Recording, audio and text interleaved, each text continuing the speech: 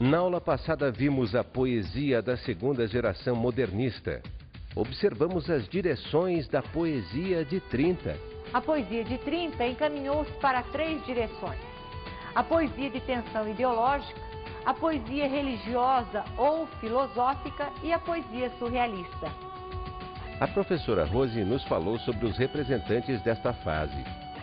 Os principais representantes da poesia modernista da segunda geração são Carlos Drummond de Andrade, Jorge de Lima, Murilo Mendes, Cecília Meirelles, Vinícius de Moraes e Mário Quintana. Boa aula!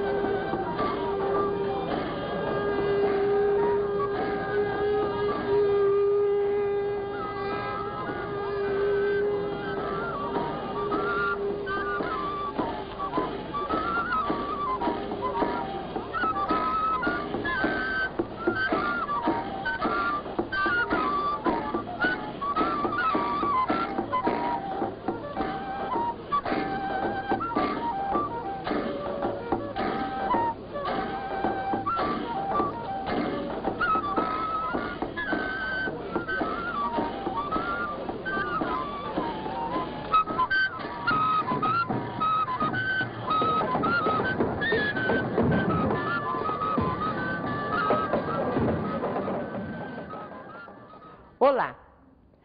Na nossa aula de hoje nós vamos tratar sobre a prosa da segunda geração modernista, também conhecida como o romance de 30.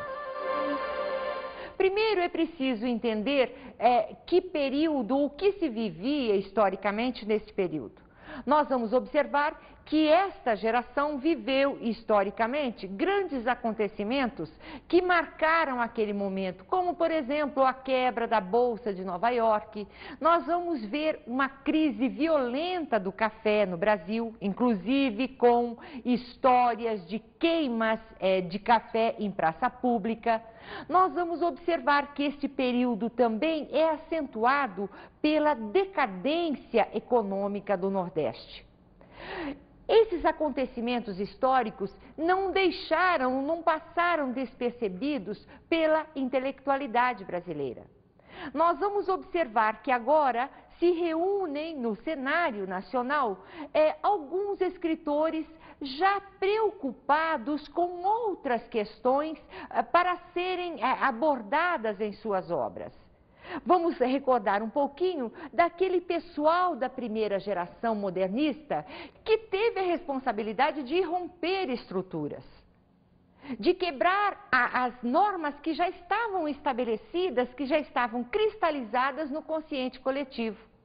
A segunda geração começa já sem essa responsabilidade.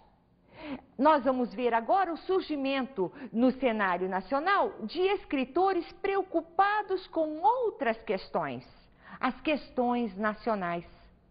Nós vamos observar o surgimento de escritores que precisavam, que sentiam nesse momento a necessidade de denunciar as nossas mazelas sociais. Quais eram essas mazelas sociais? Vamos recordar um pouquinho no clipe que contextualiza a nossa aula de hoje.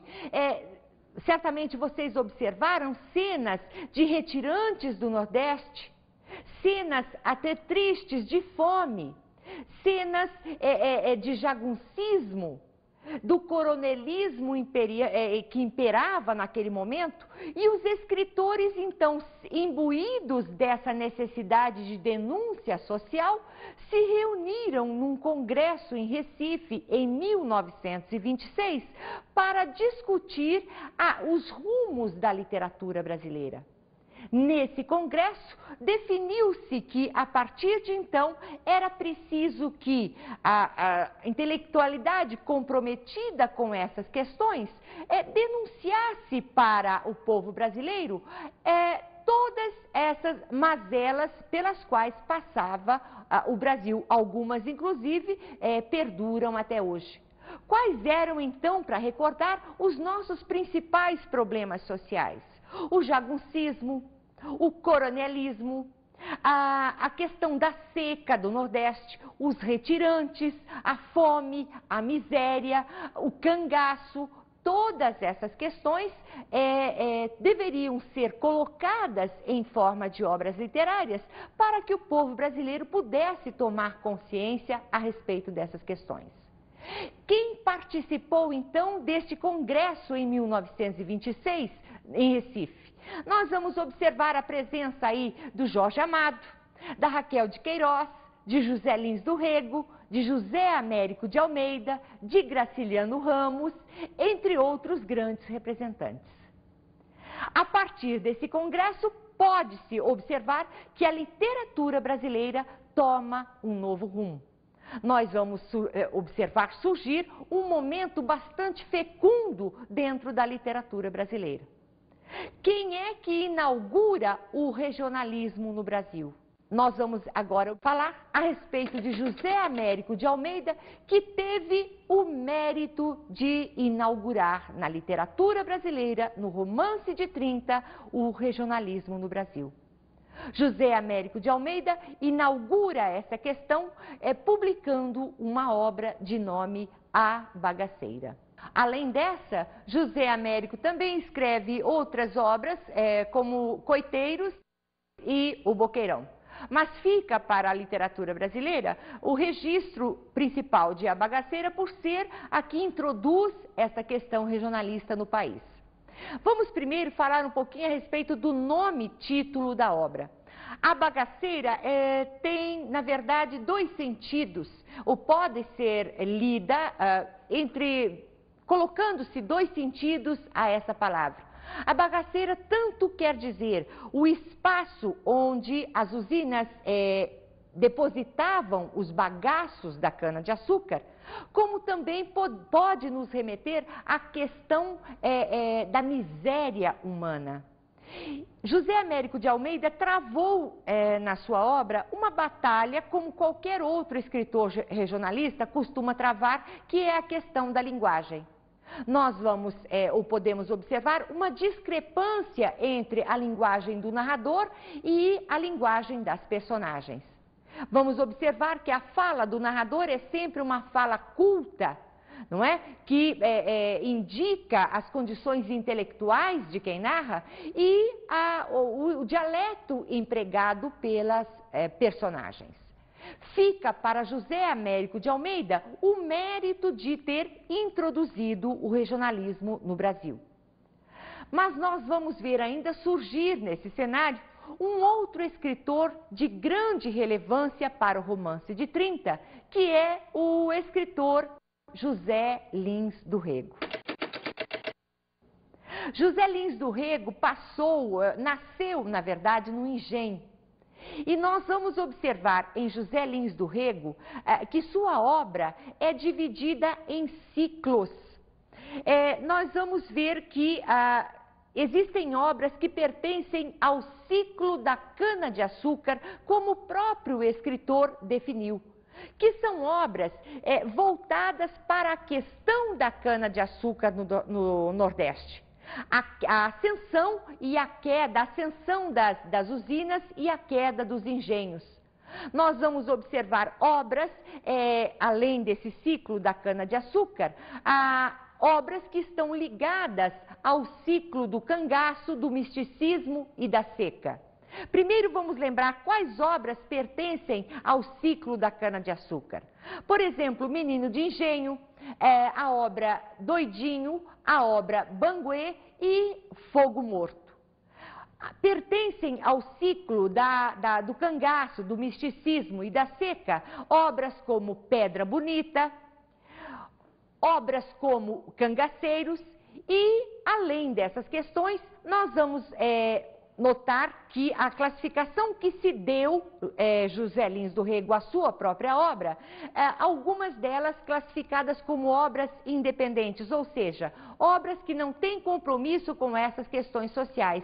Dentro dessa classificação, nós vamos ver a obra Pureza, a obra Moleque Ricardo e Riacho Doce, que inclusive foi aproveitada para uma minissérie. Além dessas obras, ou além desses ciclos, nós vamos ver também que José Lins do Rego escreveu obras de memória, ou seja, aproveitou questões de sua vida pessoal e as registrou em livro. Dentro dessa questão, nós vamos ver a obra Meus Verdes Anos. Vamos falar um pouquinho daquelas obras que fazem parte do ciclo da cana-de-açúcar. Em Doidinho, antes de Doidinho, Menino de Engenho, depois vem Doidinho, depois vem Banguê e, por último, Fogo Morto. Nós vamos observar uma coisa em comum nessas obras. Em Menino de Engenho, Doidinho e Banguê, nós vamos notar que sempre vai aparecer a mesma personagem principal, que é a personagem Carlos Melo. Em Menino do Engenho, o José Lins do Rego fala a respeito da infância de Carlos Melo, passada no engenho. Depois, em Doidinho, nós vamos observar um Carlos Melo já retratado na obra durante a sua adolescência e a sua vida no internato. E em Banguê, a última obra desse ciclo, nós vamos perceber que o Carlos Melo já volta para o engenho e vê com tristeza a decadência da fazenda do engenho.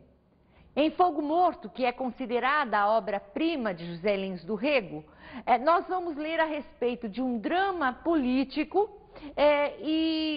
cujo desenrolar é dividido cuja história é dividida em 3 partes. A primeira parte da história de Fogo Morto fala sobre o mestre José Amaro.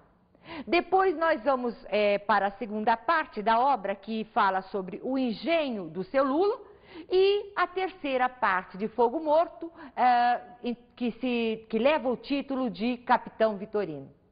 Simbolicamente, nós vamos entender, no decorrer da leitura, que a primeira parte trata da questão da classe trabalhadora simbolizada pela figura do mestre José Amaro.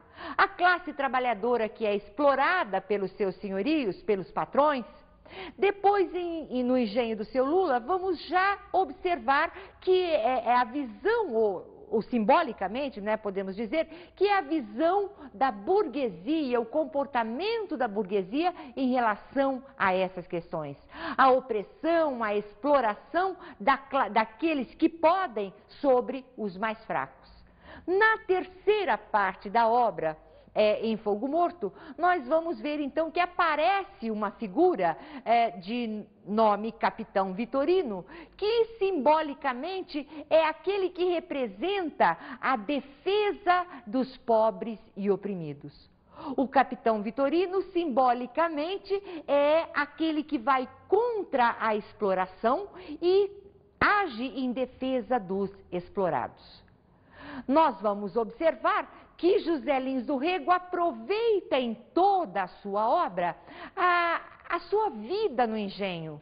Ele tem conhecimento daquilo sobre o que ele fala. Nós vamos encontrar uma outra característica na obra de José Lins do Rego, que é a questão da influência dos cantadores de feiras do Nordeste.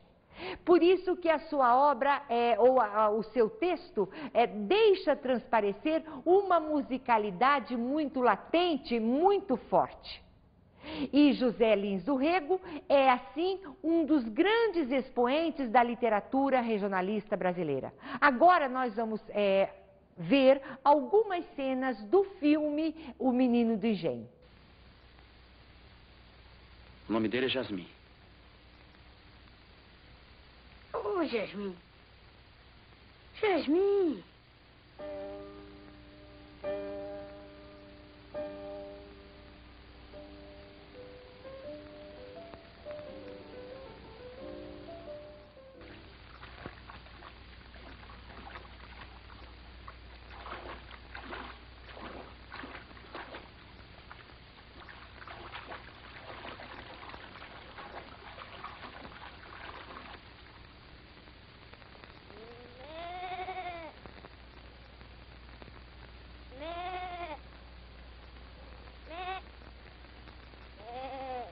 Vocês puderam observar cenas do filme O Menino do Engenho, baseado no romance de mesmo nome, cuja história, na verdade, traz sugestões autobiográficas do próprio José Lins do Rego.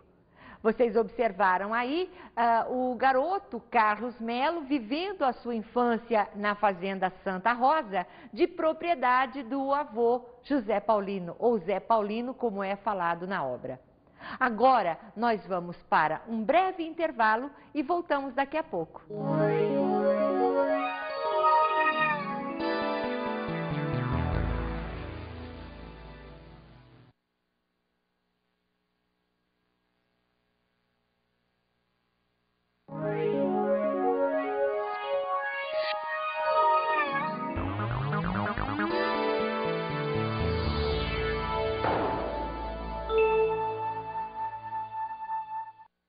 Vamos retomar, então, a questão do romance de 30 e abordar o maior representante desse momento da literatura brasileira, que é o escritor Graciliano Ramos.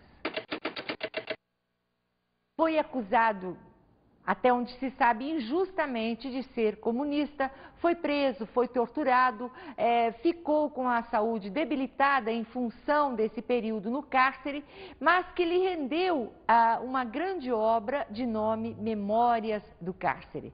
Nós vamos ver um pouquinho agora a cena de uma de suas grandes obras, que é o livro São Bernardo, com o filme de mesmo nome. Vamos lá.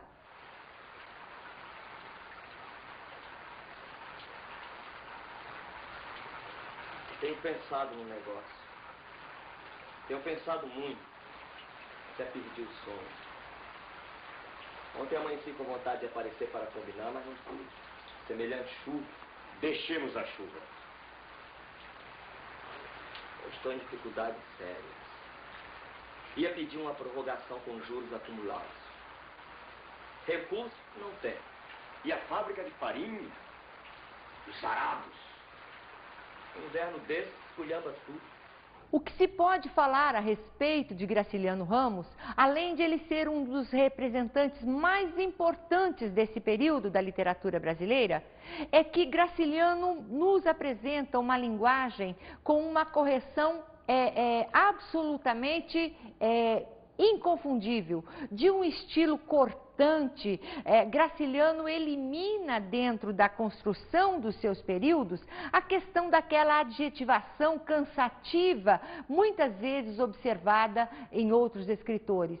Nós ainda vamos voltar a falar de Graciliano Ramos, vamos mencioná-lo na terceira geração, e para lembrar que o poeta João Cabral de Melo Neto fala que a linguagem de Graciliano corta como uma faca, ou seja, Graciliano emprega sempre a palavra exata, o que dá ao seu estilo uma clareza de dimensão extraordinária para o texto. A obra de Graciliano Ramos é classificada em romances escritos em primeira pessoa e romances escritos em terceira pessoa. Entre os romances escritos em primeira pessoa, nós vamos ver São Bernardo, nós vamos ter Angústia, nós vamos ter a obra Caetés. Entre os romances escritos em terceira pessoa, nós vamos colocar a obra Vidas Secas. Temos também o romance Infância, de natureza autobiográfica, assim como também de natureza autobiográfica, o Memórias do Cárcere, que gerou, inclusive, um filme. Vidas Secas também se transformou em filme. Vidas Secas é um dos mais importantes romances deixados por Graciliano Ramos. É uma obra feita em terceira pessoa e em que não se observa muito diálogo, ou seja, quase que o diálogo não aparece durante a história.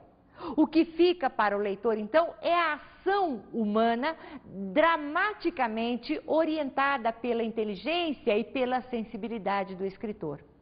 Outra coisa curiosa a respeito da obra Vidas Secas é a questão da estrutura em que o narrador, em que o escritor coloca essas ações.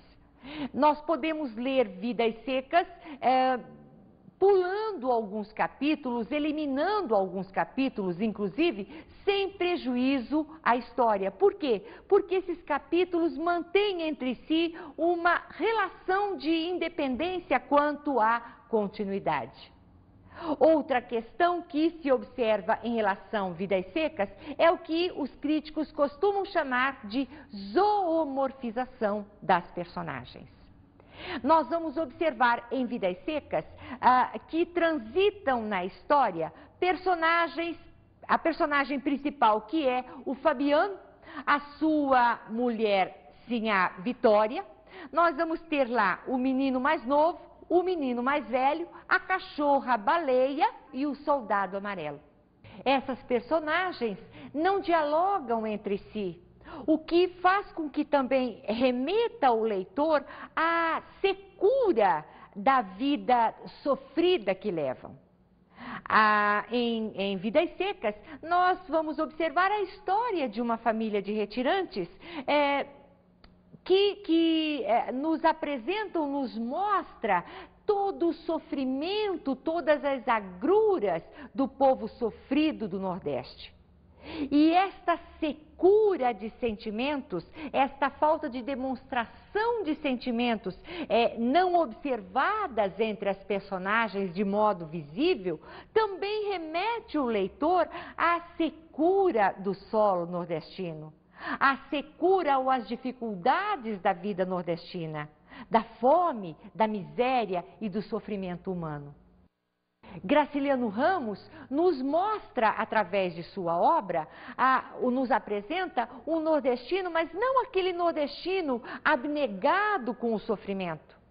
Esse também é um diferencial na obra de Graciliano Ramos, porque ele nos mostra um herói, mas um herói crítico, um herói que não aceita essa condição, esta condição subhumana de existência. Nós vamos observar, falamos há pouco, da questão da zoomorfização das personagens. O que é a zoomorfização? A zoomorfização é um nome escolhido para mostrar que as personagens de Vidas Secas se aproximam da condição animal. Ou seja, essas personagens vivem quase como animais. Outra questão que deve ser lembrada em relação à obra de Graciliano Ramos, sobretudo com relação a Vidas Secas, é a questão do aparecimento de um herói crítico. O que é que quer dizer isso? É que o sertanejo mostrado por Graciliano Ramos não é aquele sertanejo que aceita o sofrimento passivamente. O sertanejo, na figura de Fabiano, é um sofredor que questiona o sofrimento, que questiona a vida miserável que leva. É um sertanejo que tem uma espécie de consciência de que há uma outra história, uma outra realidade que pode ser vivida. Então, nós vamos colocar Graciliano Ramos como um sucessor com todo o mérito, com todo o merecimento de um dos nossos maiores representantes da literatura, que é Machado de Assis. João Cabral, poeta que nós vamos ver na terceira geração, já comentou, e inclusive fez um lindo poema em homenagem a Graciliano Ramos, em que ele diz que a linguagem de Graciliano corta como uma faca. Ou seja, fica para nós a ideia de que Graciliano é aquele escritor que utiliza o absolutamente necessário. Agora nós vamos ver um outro representante do romance de 30, que é o escritor Jorge Amado. Jorge, como ele mesmo gostava de se autodefinir, é apenas um contador de causos, um contador de histórias. Nós vamos observar na prosa de Jorge Amado uma narrativa saborosa, envolvente, que agarra o leitor. É comum observar que o leitor, mesmo aquele mais resistente, não costuma ficar em apenas um livro de Jorge Amado. Ou seja, a leitura de uma obra é sempre motivo para a leitura de outra obra de Jorge Amado. No entanto, apesar de toda a popularidade que recebeu, porque ele é dos escritores brasileiros mais traduzidos, ele já entrou em mais de 40 países, suas obras, né, já entraram em mais de 40 países, teve, num período de sua existência, os seus romances queimados em praça pública, por motivos políticos, evidentemente. A obra de Jorge Amado é classificada também em ciclos. Lembram-se que Jorge fez parte do Congresso Regional de Recife em 1926. E Jorge retrata em suas obras as questões sociais da Bahia. Esse é o cenário de fundo para as obras de Jorge Amado. Antes de nós falarmos sobre os ciclos que compõem a obra de Jorge, nós vamos chamar agora um clipe ou uma cena do filme Dona Flor e seus dois maridos, baseado numa de suas obras.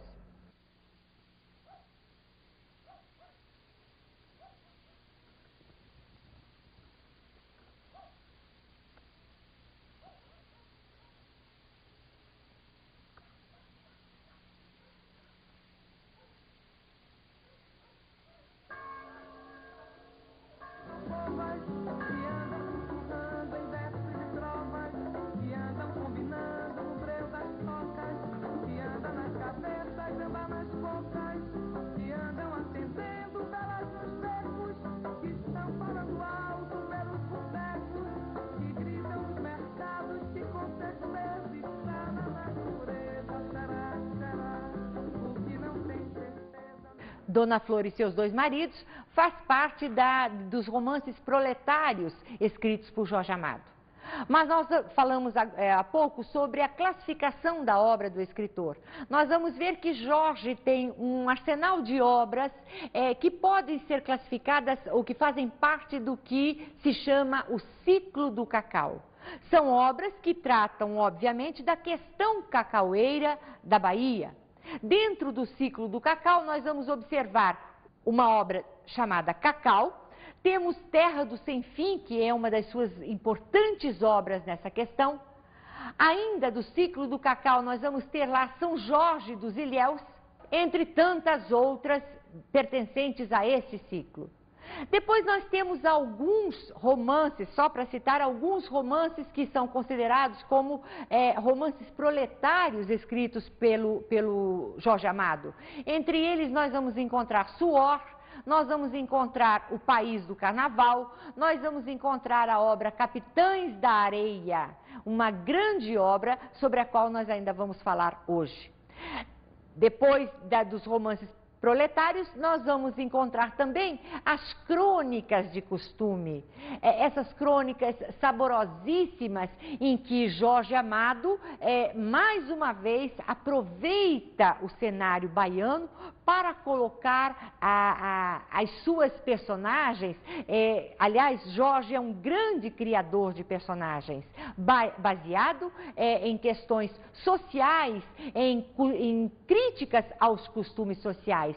Dentro dessa classificação, nós vamos encontrar, por exemplo, Jubiabá, nós vamos encontrar Mar Morto, Gabriela Cravo e Canela, que já virou, inclusive, novela brasileira. Nós vamos encontrar Tieta, que da mesma forma foi transformada em novela, ou a obra Dona Flor e seus dois maridos, transformada em filme, e assim por diante. Nós vamos observar, dentro da questão ou da obra de Jorge Amado, uma questão que é o sabor pela narrativa. Jorge pode ser considerado um dos grandes iniciantes de leitores. Por quê? Apesar de a crítica, às vezes, torcer o nariz para as obras de Jorge Amado, nós não podemos desconsiderar o fato de que ele é adorado pelo leitor iniciante. E talvez aí esteja o grande mérito do escritor.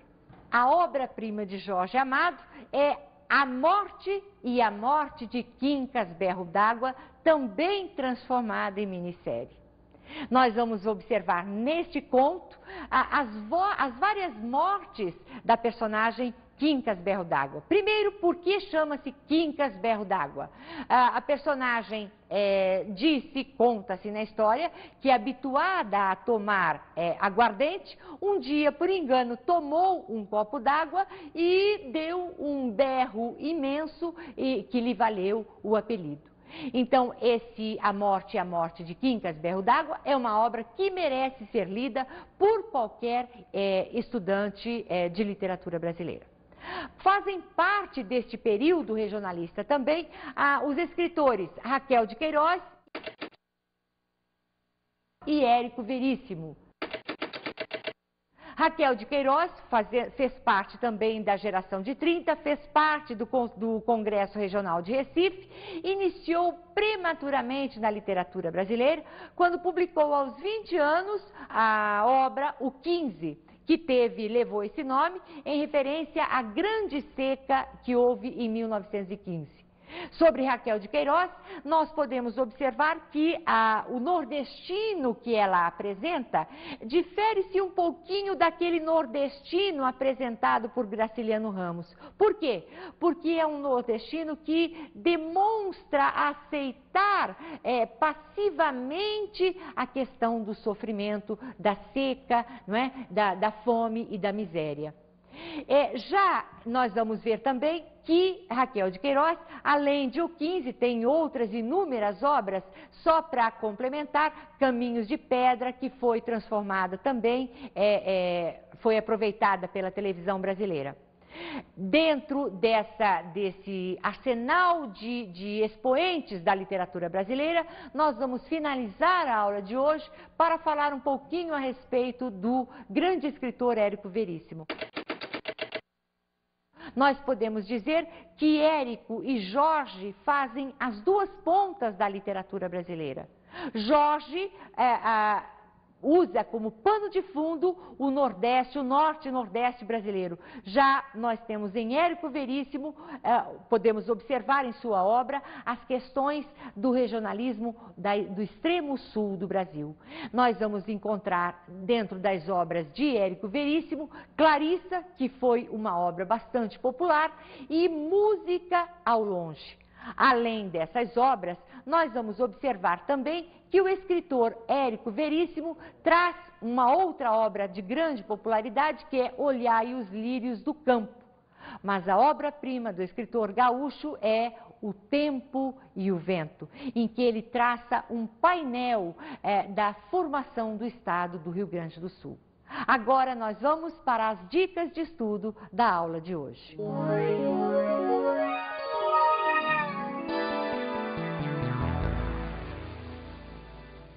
As dicas de estudo da aula de hoje não podem ser outras senão orientá-los para a leitura de novas obras. Para a leitura ou para fixar a questão do romance de 30, eu sugiro para vocês a leitura de Vidas Secas. É uma obra imperdível. Ao ler Vidas Secas, procurem observar aquelas questões da zoomorfização das personagens, além da apresentação do herói crítico Fabiano. Tá? Observem as questões do menino mais novo, menino mais velho, que nem nome tem dentro da história. Além de Vidas Secas, eu sugiro que vocês leiam também A Morte e a Morte de Quincas Berro d'Água. Uma história saborosa, precisa ser lida para conhecermos, para termos noção do potencial narrativo do escritor Jorge Amado. Além disso, nós sugerimos também a leitura de Capitães da Areia. A aula de hoje termina por aqui. Tirem bom proveito dessas leituras e até a próxima oportunidade. Fiquem com Deus. A professora Rose nos falou hoje sobre a prosa da segunda geração modernista e o romance de 30. Vimos as características e obras de José Américo de Almeida e de José Lins do Rego. José Américo de Almeida tem o mérito de introduzir o regionalismo no Brasil com A Bagaceira. José Lins do Rego, um dos grandes representantes dessa geração, escreveu, entre outras, a obra Menino do Engenho, Doidinho, Banguê e Fogo Morto. A professora nos falou sobre Graciliano Ramos e sobre Jorge Amado. Graciliano Ramos, um dos mais importantes escritores regionalistas do Brasil, pode ser considerado sucessor de Machado de Assis. E Jorge Amado, um dos mais populares escritores dessa geração. Soubemos que Raquel de Queiroz e Érico Veríssimo são os representantes do romance de 30. Raquel de Queiroz, a grande escritora brasileira, a primeira mulher a ser convidada a frequentar a Academia Brasileira de Letras, começou a escrever aos 20 anos. O nosso Érico Veríssimo trata em sua obra, sobretudo, sobre a criação do estado do Rio Grande do Sul. Até a próxima aula!